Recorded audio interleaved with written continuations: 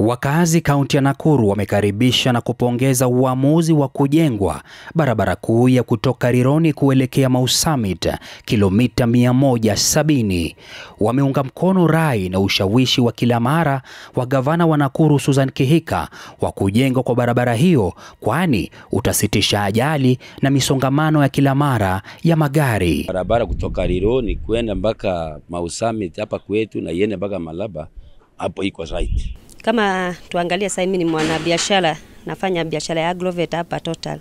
Na nashukuru serikali vile imeamua kutuletea dual carriage kutoka Rironi all the way to Malaba. Kwa hivyo hii barabara tunaifanya hiyo expansion, na hiyo ni from the national government.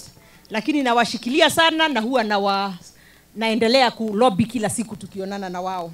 Baada ya kukamilika, barabara hiyo iliyogawika katika sehemu 4 itakuwa na sehemu 2 za barabara za kwenda na sehemu 2 za kurudi. Itachukua mahali pa ile ya sasa na ya kawaida ya pande 2, moja ya kwenda na moja ya kurudi. So that watu wawache kukwama kwa barabara. Wakati mingi watu hata wanalala kwa barabara katika hii kaunti. Susan, gavana wetu ameniuliza mambo ya barabara. Hii barabara ya kutoka kule Rironi ipite hapa Nakuru, pengine itasimama hapo Mau Summit kwa siku chache, alafu iteremuke mpaka Eldoret, alafu baadaye iende mpaka kule Malaba. Gavana Kihika akisisitiza sharti fursa za ajira zipewe vijana, ujenzi wake ukiratibiwa mwezi wa 6 mwaka huu wa 2025. Tumesema hata hao contractors akifika hii area wenye wanafanya hapa hiyo barabara wawe ni watu loko. Si ndio hiyo? So that our local men and women na wazazi na vijana na wasichana waweze kupata hizi kazi. Hivyo tu ndio tutaweza kuchange hii economy kidogo, si ndio hiyo? Wakazi nao hawakuachwa nyuma. Hakuna mtu hawezi fanya kazi, kila mtu na mkono yake anaweza kufanya kazi, tunaweza furahi sana. Gavana wetu wa Nakuru Susan amepigania mpaka akaona na sasa imefaulu. Hiyo siku kama wataleta hatutakubaliana. Wacha tuseme ukweli mapema. Hata sisi wenyewe tutapata kazi kwa sababu mtu atakuja akule hapa, atakuja anunulie chovi ya ng'ombe.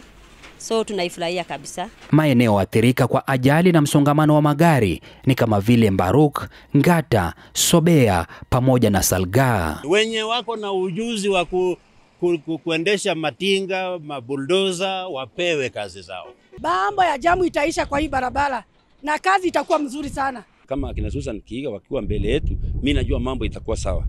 Hao watusaidie vile biashara inasarudi. Tunashukuru hivi na wagavana kwa kupushi maneno ya Rironi Mau Summit. Tumekuwa tukiongelea kitu na tunaomba tunashukuru our president kwa kuweka hiyo jambo. Mradi huu ambao unatazamiwa kukamilika baada ya miaka 2 ijayo ni sehemu ya mageuzi makubwa ya kimiundo msingi kaunti ya Nakuru na taifa la Kenya kwa ujumla. Tuseme kama Salgaa, Sachangwan, mahali kuna centers, wa make sure kwamba wame retain centers za watu wasiumie.